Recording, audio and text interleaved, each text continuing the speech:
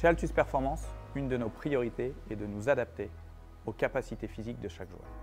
Ce que je vous propose aujourd'hui, c'est de vous montrer comment on fonctionne pour savoir quelle est pour chacun des joueurs que l'on entraîne la source de puissance au niveau du sol qu'il utilise. Est-ce qu'il va être plutôt tendance à être en appui à gauche, plutôt centré ou plutôt à droite?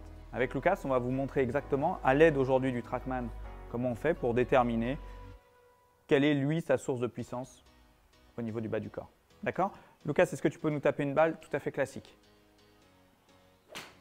Ce qu'on constate ici à l'écran, c'est que sa tendance est d'avoir un club, un fer 7 ou sa vitesse de club est aux alentours des 92.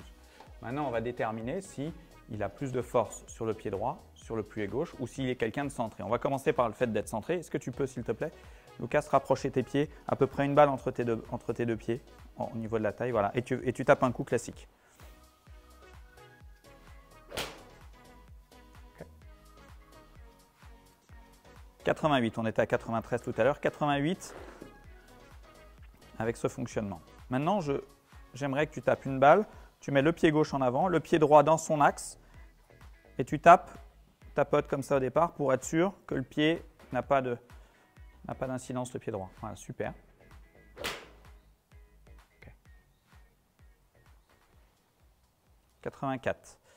Combien tu as fait avec les pieds joints? 88, non? 88. Ok. Ok. Et là, inversement.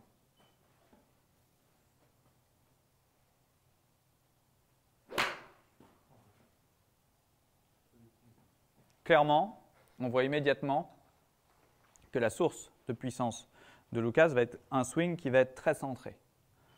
Maintenant qu'on a ces éléments-là, ce qui va être intéressant pour nous va être de déterminer à l'aide d'une plaque d'équilibre quel est le mouvement le plus adéquat par rapport à son fonctionnement.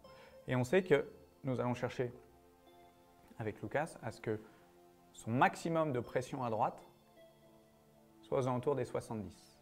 Si son pied gauche avait été le pied qui dominait, je dirais, on aurait cherché 60. Si c'était le pied droit, 80, 82.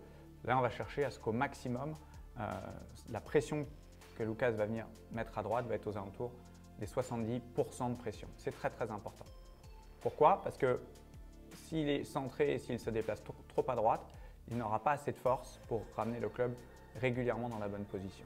Donc voilà comment ici nous on fonctionne.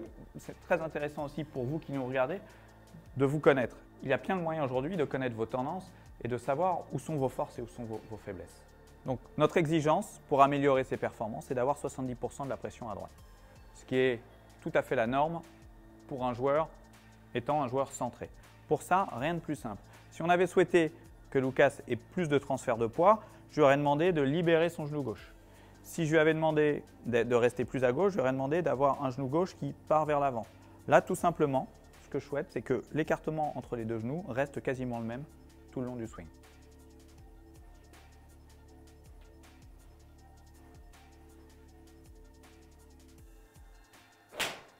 Parfait. Maintenant que nous avons déterminé exactement le fonctionnement de Lucas, avec cet exercice, il va pouvoir être beaucoup plus répétitif car cet exercice et son fonctionnement seront en relation avec ses capacités physiques. Donc comme vous pouvez le constater, il n'y a pas un modèle de swing, il n'y a pas un swing pour tout le monde. Le swing doit être en fonction de vos capacités et de vos habiletés à faire certains mouvements.